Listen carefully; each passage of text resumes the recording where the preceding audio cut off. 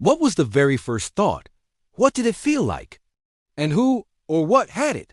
These are some of the biggest questions in science, and today we're diving deep into the mystery of the first minds.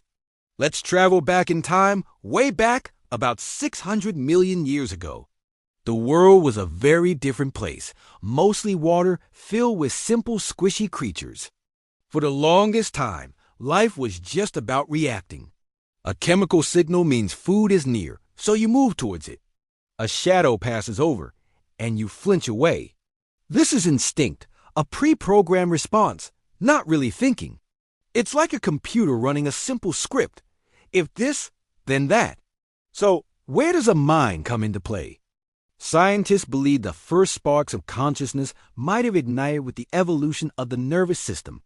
The very first neurons, the building blocks of a brain, allowed organisms to do something revolutionary: process information. Instead of just reacting, they could start to connect different pieces of information. For example, that shadow plus a certain vibration in the water equals a specific type of predator. This is a huge leap.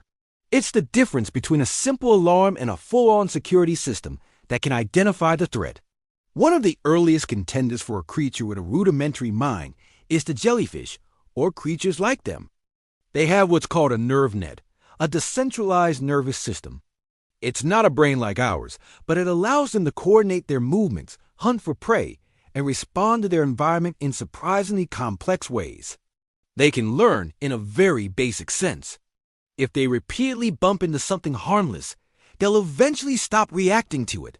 That's memory, a key ingredient for a mind. But the real game changer was the Cambrian explosion around 540 million years ago. This was a biological Big Bang where complex life forms suddenly appear, and with them, the first true brains. Take a look at ancient arthropods like the trilobite. They had compound eyes, antennae, and a centralized brain to process all that sensory input. For the first time, an animal could build a mental map of its surroundings.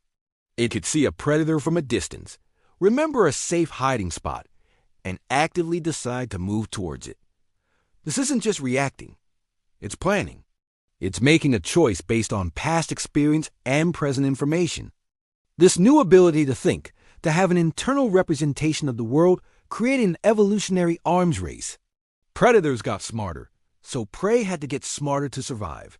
This pressure pushed brains to become more and more complex. The ability to feel something like fear or the drive to explore became powerful survival tools. These aren't just cold calculations. They are the earliest forms of subjective experience, the very beginnings of what we call consciousness. From these humble beginnings, a long and winding evolutionary road led to the incredible diversity of minds we see today. From the clever problem-solving of a crow to the complex social lives of dolphins, all the way to the self-aware, abstract thought of humans. Every thought we have, every dream, every idea, has its roots in those first sparks of awareness in the ancient oceans. The first mind wasn't just a single event. It was the dawn of a new way of being, a journey of life becoming aware of itself. So the next time you see a tiny bug navigating your windowsill, give it a little nod of respect. You're looking at a distant cousin, a descendant of the pioneers who first dared to think. Thanks so much for watching and exploring this incredible story with us. If you enjoyed this journey into the past, make sure to hit that subscribe button for more deep dives into the mysteries of science. See you next time.